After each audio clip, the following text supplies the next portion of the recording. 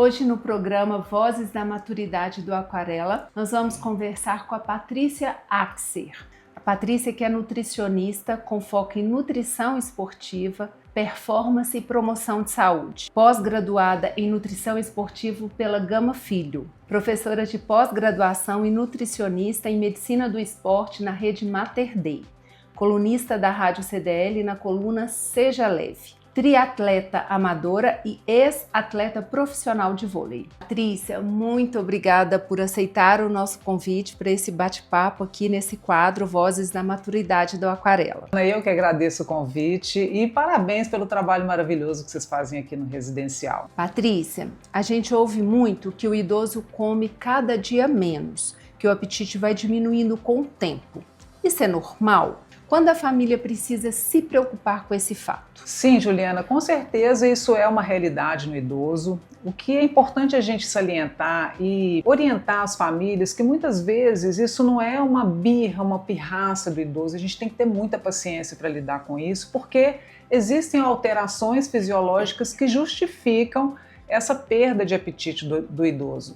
Ele vai perdendo o paladar, o olfato, né, que ajuda o alimento a ficar mais atrativo. Então, assim, o que a gente, como nutricionista, a gente orienta as famílias? Primeiro, tornar o alimento mais atrativo mesmo. Colocando mais temperos naturais, aumentar a densidade nutricional em pouco volume. Se o idoso perder mais de 5% do peso corporal em 6 meses, é um sinal de alerta, então é importante procurar ajuda para ver se precisa de alguma suplementação, enfim.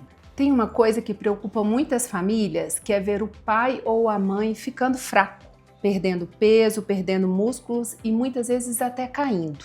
A alimentação tem alguma coisa a ver com isso, com esse quadro? Sim, com certeza, Juliana, a alimentação pode ajudar a minimizar essa perda de massa muscular, que tem um nome, né, tem um termo científico usado para descrever esse fenômeno, que é a sarcopenia, que é uma perda progressiva tanto de massa muscular quanto de força no idoso. Tem 2 causas prováveis, né? Com o passar dos anos, vai diminuindo a produção de hormônios anabólicos, né? Aqueles hormônios, a testosterona, o GH, enfim. E também, com o passar dos anos, a gente vai ficando mais inativo, né? O idoso, a gente deve fazer uma boa distribuição de proteínas ao longo do dia, a gente tentar incluir proteína em todas as refeições, né? Também, que às vezes a gente esquece disso, é o exercício físico, né? Então, o idoso ele não pode ficar parado, a gente tem que promover essa atividade física do idoso e evitar esses desfechos críticos decorrentes da sarcopenia no idoso, né? A gente sabe que o idoso geralmente toma um monte de remédios. Isso interfere na alimentação?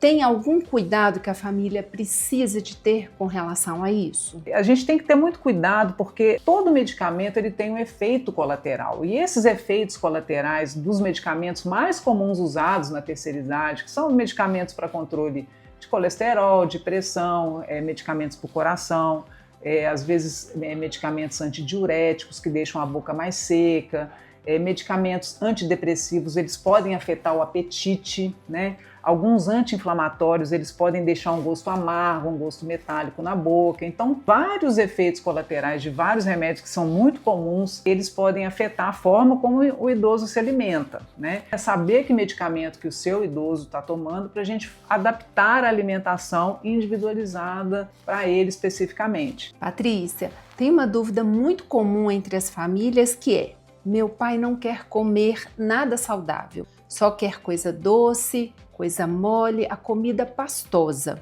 Como a nutricionista lida com isso?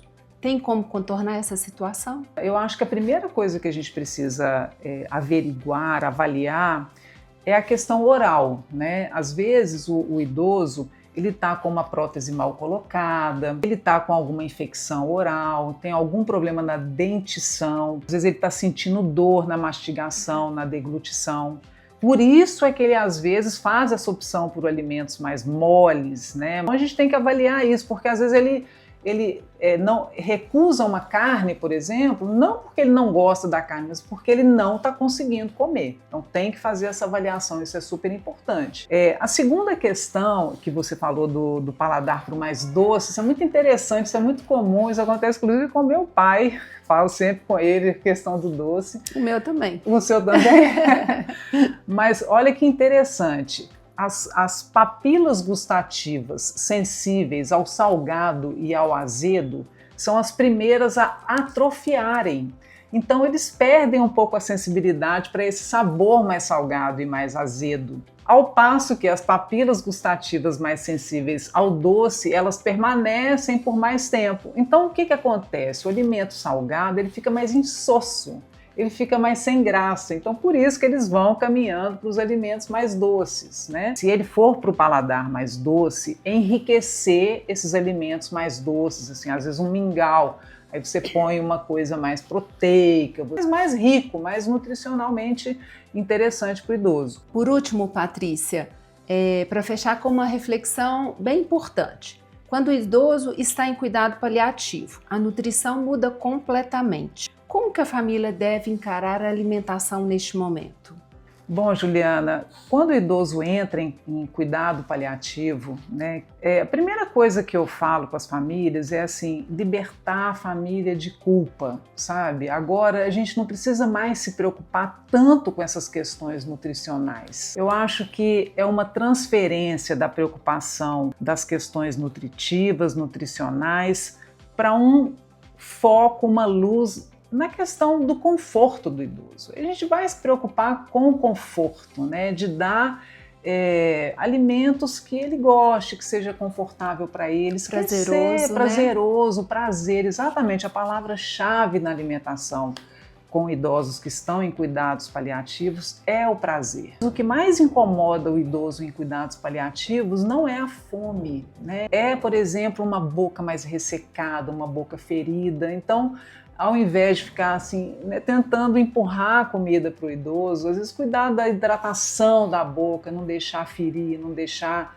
ressecar é muito mais importante, né? Então, esquecer um pouco quantas gramas de proteína, quanto de carboidrato, né? Se está comendo carne, se está comendo ovo, suplemento de proteína, e dar o que ele gosta, o que é confortável para ele, com prazer, sem culpa da família, né? Patrícia, queria te agradecer muito a presença aqui no Aquarela, neste bate-papo. Muito obrigada, foi uma conversa maravilhosa e eu tenho certeza que você esclareceu muitas dúvidas para muitas famílias que estão em casa. Eu que agradeço, Juliana, foi um prazer estar aqui com vocês. Parabéns pelo trabalho mais uma vez. Nós vamos deixar aqui o @ da Patrícia, que é @PatriciaAxerNutri. E se esse conteúdo fez sentido para você ou para alguém que você conheça, compartilhe.